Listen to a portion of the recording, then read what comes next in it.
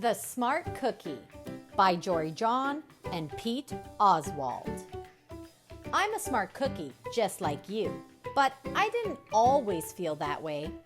Find out how a dash of creativity and a sprinkle of confidence helped one cookie learn that perfect scores and having all the answers aren't the only ingredients for intelligence in this sparkling addition to the #1 New York Times best-selling series by Jory John and Pete Oswald. Greetings! I'm a cookie. I live in a bakery on a street corner near a river. Come on in. Welcome to our little community. It's a warm and supportive place to spend some time. Pretty fantastic, eh? These days, life is sweet, but my journey wasn't always a cakewalk. When I was younger, I couldn't have imagined fitting in here. For a long time, I didn't feel comfortable speaking up or sharing my ideas. I didn't feel like a smart cookie. I wanted to be a cookie who knew all the answers, a cookie who felt confident in a group, a cookie who said, "Aha," when solving a puzzle. Like this, aha! Looking back, I had some trouble in my early days. I went to school in a gingerbread house. Our teacher, Miss Biscotti, was kind and patient. When I arrived each morning, she'd wave at me and smile. But I didn't get the best grades. And I never raised my hand because I couldn't think of the answers as fast as the others. And I was the last to finish most tests. It wasn't because I didn't care, and it wasn't because I didn't try. Sometimes I'd get distracted and mess up, even though I knew the material. Those were the most frustrating moments of all. Once, I misspelled the word dough. That was rough. Another time, I added when I meant to subtract. Occasionally, we'd have a lesson where I had absolutely no idea what was happening. I just couldn't keep up. I imagined that my desk was a raft and that I was completely lost at sea because that's what it felt like. At night, I slept in a cookie jar. I had about 6 dozen roommates. Move. You move.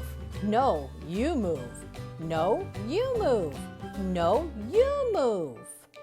I'd stay awake and stare out the window and worry. And it went this way day after day after day. But then something happened that changed everything. It all started with a homework assignment. Miss Biscotti requested our attention one afternoon. Tonight, I would like you to create something completely original, she announced. It can be anything you want. Please bring it to class tomorrow. That was it.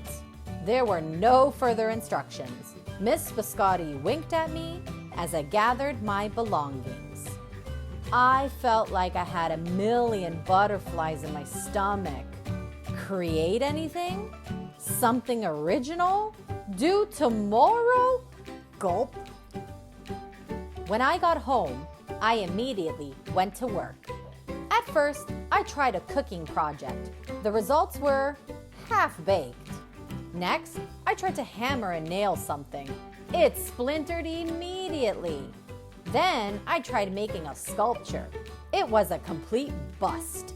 I wondered if I was about to fail yet another assignment. I was stuck.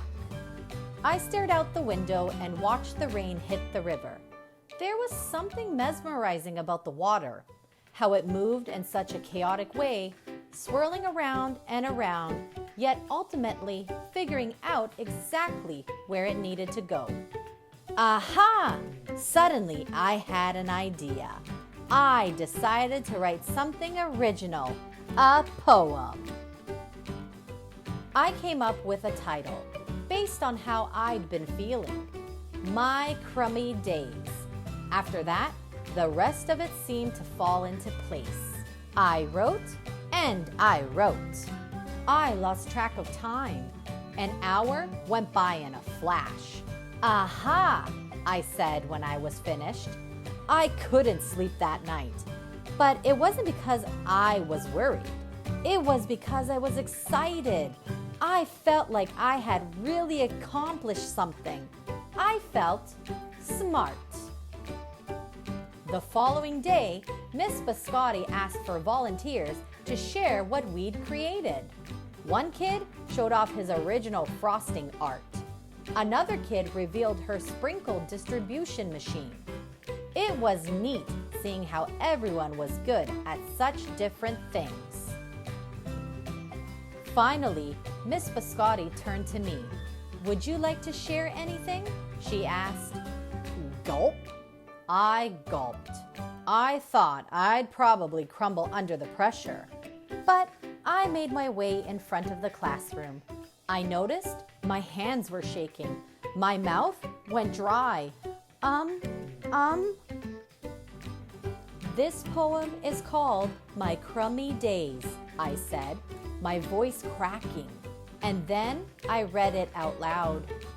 As I spoke, I noticed some kids nodding at certain lines. Other kids laughed at parts that were supposed to be funny. As I build towards the finale, I felt myself becoming more confident and animated. And in the end, everybody clapped and cheered. I promise you this, I'll never ever forget it.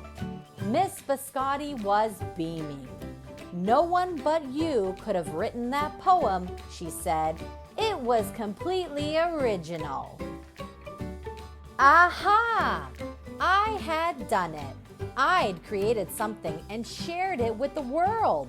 Well, my world at least. The rest of the day was a blur. By recess, I was already planning my next poem. I would call it My Sweet Morning. Aha! I thought when I came up with the title. Later that afternoon, Miss Biscotti handed me a note. It said that I should keep on writing, no matter what. That meant so much to me. School was a bit different after that. I wasn't so scared to raise my hand or ask a question or share my work. Sure, some things still didn't come as easily for me as they do for others. But now I know that you can be smart in many different ways. You don't have to have the answers to every question or suddenly be great at everything all at once. You just need a chance to try all kinds of things to find out who you are and what you like to do. As for me, I learned that I can write and I can think up great ideas. And I found plenty of other things I'm good at too. I no longer feel lost at sea. It's more like floating down a river. And the best part is there's always more to learn. Because we're all smart cookies. Aha, aha, aha. The end. If you like that story and want to read along with many more, like, subscribe, and hit that notification bell to be notified when I post my next video. Bye, reading worms, and remember, keep on worming.